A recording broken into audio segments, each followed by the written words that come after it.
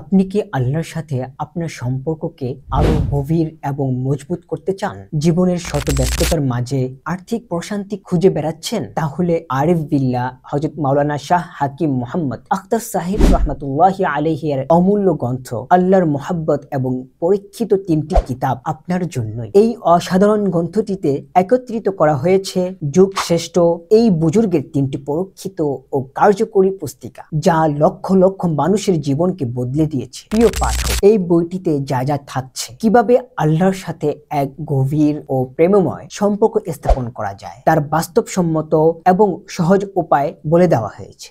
গুনাহের অন্ধকার থেকে আলোর পথে ফিরে আসার জন্য তওবার গুরুত্ব ও এর অলৌকিক উপকারিতা সম্পর্কে আলোচনা করা হয়েছে, যা পাঠককে সত্যিকারের অনুশোচনায় উৎসাহিত করবে। হযরত হাকিম আখতার সাহেব রহমাতুল্লাহি আলাইহির প্রতিটি কথাই ছিল রুহানিয়াত ও প্রজ্ঞাময় পরিপূর্ণ। তার বাতলে দেওয়া আমলগুলো পরীক্ষিত এবং আধ্যাত্মিক উন্নতির জন্য অত্যন্ত কার্যকর। মাওলানা আব্দুল মতিন বিন হুসাইনের সাবলীল অনুবাদ বইটিকে সকল শ্রেণীর পাঠকের জন্য সহজবোধ্য করে তুলেছে। যারা আত্মশুদ্ধি অর্জন করতে এবং আল্লাহর প্রিয় বান্দা হতে চান, তাদের জন্য এই বইটি একটি অমূল্য পাথেয়। প্রিয় পাঠক, আর দেরি কেন?